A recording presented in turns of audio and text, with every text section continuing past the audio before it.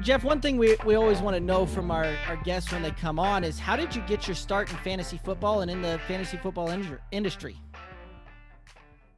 So my start in fantasy football was way back in 1998.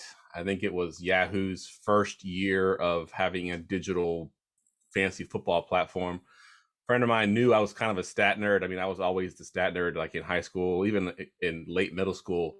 I'd bring the sports page to school and read all of the stats on Tuesdays when it came out, like who's leading the league in touchdowns, who has the most yards. So he asked me to play. I was like, yeah, you know what? Let me just, try this thing out. Sounds pretty fun. Actually won both the first 2 years I ever played. I won both leagues that first 2 years, and I've been hooked ever since. And I've been playing that same league that we started way back in '98 is actually still going on to this day. It's now a dynasty league, but it's basically the same group of guys been playing for 23 years now, whatever it is.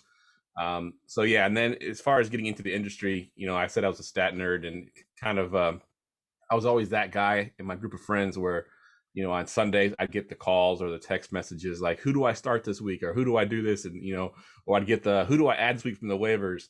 And one week I gave my friend a pretty good piece of advice and his player just went off and he said, man, you should like run a blog or something. And then like my little light bulb went off. I was like, you know what? Let me just try this. And I started the blog, literally had no idea what I was doing. I went on literally to Google and said, how to start a blog, and then basically followed the steps. That there was a tutorial there how to start it up.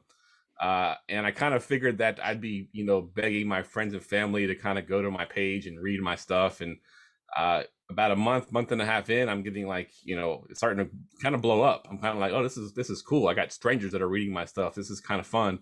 And it just kind of blossomed from there. I didn't really think I'd have, what I do now, where I've got 30 plus writers on staff. We just turned our podcast into a podcast network, so now we have 7 separate shows on our podcast. So it's been a lot of fun, and it's what I enjoy. It's my passion, and if I could do this full time, I definitely would. I would quit my job and do this all the time. Absolutely. That's a really cool story. Our hometown league, we're starting year 13 is what we're going into. So not Nice. quite to the level that you guys are at, but aspirations, their life goals. That's really cool that you guys are able to stick together for over 2 decades and still going strong. So kudos to you guys. Yeah, it's Um, definitely cool.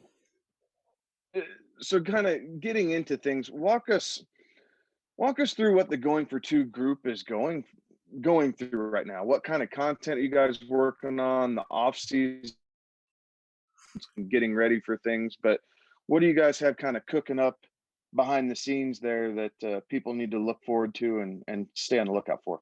All right, yeah. So we went through actually a major redesign in January. Actually, we went to the new dark mode. Like the website's now black, and that's the new thing right now. So we did a whole redesign. We also added new content. We're trying to build our Devi content. That seems to be the big thing right now. It's kind of growing. So we have a very small Devi division. We got an IDP division, another one that's kind of a niche that we didn't have before. I got a couple guys that do IDP stuff, IDP rankings. We've expanded into betting advice because it's becoming legal in more and more places. It's now finally legal where I live, so we're expanding into that as well. But our core really is fantasy football, dynasty, and we do a lot of DFS too. We've kind of built on DFS, and when I first started off, DFS was a huge thing. It was in 2015 when it was like super big. You couldn't turn the TV on without watching a commercial for DraftKings or FanDuel. So we kind of built it on DFS, and then fantasy football kind of got built right into that. So we're still based on those core things, but we're kind of expanding a little bit to the IDP and to more niche type stuff, best balls as well. And now, like I said, the show is kind of an offshoot of that. We started so it wasn't really just my show. It was the Armchair Fantasy Show, and it was just mine. We did it live every Wednesday night. And then during the season, we went twice a week. We'd have a DFS show and a regular show. And then last season, we kind of opened it up to some of my writers to have their own shows. Basically, it was like they come on a Thursday, they would just go live. The theory behind it was just to have anybody that can come on and talk and ask questions before the games. We called them the war rooms. We basically had a war room on Thursday night before the Thursday night game. We had a war room on Friday night, kind of previewing the weekend. We had a war room on Sunday morning to get ready for the weekend games. We had a war room on Monday night. So it was kind of just a big forum, and it kind of grew from there. to the point that when the season was over with, all these guys are kind of like, you know what, I kind of like doing podcasts. Let's kind of make this into a show. So then I had to come up with some ideas to keep each show sort of unique. You're going to have 7 shows all on the same channel. You can't all have the same format. So I came up with 7 different sort of formats for each show. And it's been running great. I mean, we had a show last night. Gladys runs a show called the 2-Point Conversion. It's kind of a play off the going for 2-point conversion. But the premise behind it is it's 2 points of view. So it's kind of like a debate show. You're going to bring on 2 guests and you're going to have a debate. And she had last night, she actually had 4 people on. It was an all female cast last night. It was an awesome show. Had a lot of hits on that one. She was doing it for the, Women's History Month and all that. So she got some great guests on. It was awesome. So, we're kind of just building it from there and just kind of going with it, kind of growing it from there. That is awesome. Your empire is expanding, but we are obviously centered around fantasy football here, and so I have found that one of my favorite thing to ask people, and because my eyes have been opened up so much in the 1.5 to 2 years that we've been doing this podcast into the different styles of fantasy football. So for you personally, what is your favorite style of fantasy football to play? Is it the DFS? Is it the Dynasty? Do you like to play in a guillotine league or a vampire league? What's kind of your go-to favorite place or favorite style of fantasy football? So I think my favorite style overall is Dynasty. I like drafting the rookies and sort of watching them blossom into superstars. And I like, you become sort of attached to your team, almost like it is really your team. You almost love, your players. You're kind of like following them for their whole career. But I did play in a very interesting league last year that I want to do again this year. It's a guillotine league, but it's got a little bit of a twist to it. It's a 16-team league.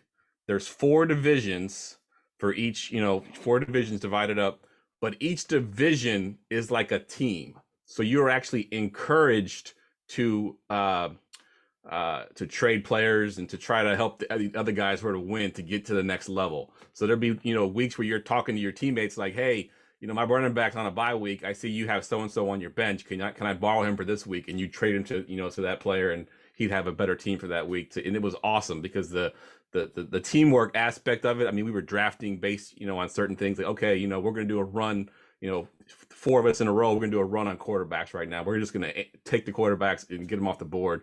And it made the strategy so much more interesting to have that sort of dynamic all season long. That's so cool.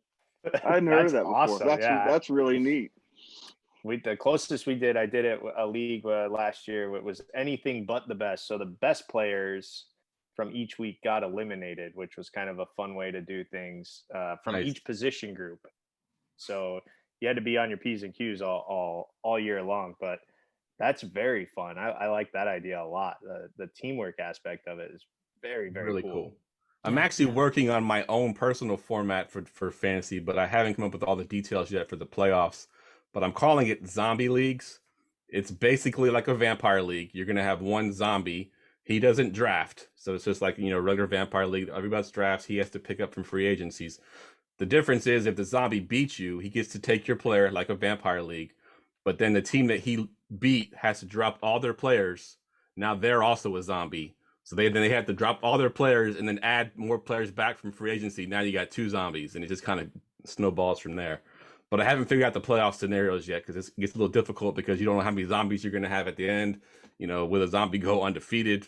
Potentially if he has a couple good weeks and he takes Christian McCaffrey and he takes Lamar Jackson and he takes all these good players, he could potentially go undefeated. So then what do you do at the end? So I'm still trying to figure out all the dynamics to it, but it's sort of an idea I've been working on. Sounds mean. That just sounds like fun. Geoff, I know you guys are working on another kind of idea out there around like a personal league type of podcast. Can you walk me through that real quick? Yeah, so this kind of came to me. A friend of mine kind of did it for our league, and I forget exactly who did it or I'd call them out. And I want to say I stole their idea, but I stole their idea and I kind of ran with it. So basically what we do is you send us, or really how we've been doing it, I've been kind of becoming a co-owner of a team. So they add me as a co-owner. I go into their league. I take screenshots. I look at their transactions. I look at their free agency, all the stuff that I need to sort of build a podcast. And then I go back to my team. I'm like, all right, here are the 12 teams in this league. We usually have 5 guys that do it. And they will break down each team. So I'll assign each of them like 3 teams. Like, you have these 3 teams, you have these 3 teams, you have these 3 teams. And they'll break down those teams on the podcast. And then we rank them based in not the order of best to worst. We'll kind of rank them as if we were to take over a team, which team we want to take over in that respect. So that way, if the team is rebuilding, obviously they're not the best team, but if they got a ton of draft picks, maybe I want to take over that team. So that'll be my favorite team. So we go through the podcast and we rank them and go through in the order of the rank, and each person who had that team gets to break down their team. We break it down by, who can you trade with, your strengths, your weaknesses, what you might want to look for in the draft if it's pre-draft, just an overall kind of breakdown of your team. And it's been received very well. I think we've done about 10 of them now. We started it in February.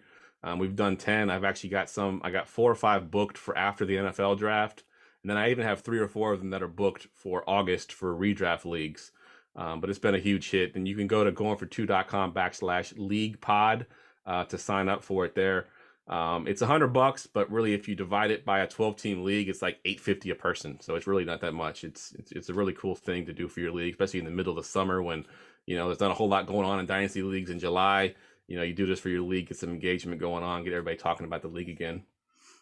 That sounds awesome. That's a really fun idea. Hey, Geoff, before we move on to talk about some free agents, how can the listeners connect with you through the socials or online? So on Twitter is my main connection. You can follow me at Geoff Lambert 77. It's actually spelled Geoff, a little bit different spelling there. But yeah, that's the main place you can find me at. And all my links are there for the podcast, for the websites. Everything we do is at my Twitter account. So yeah, at Geoff Lambert 77.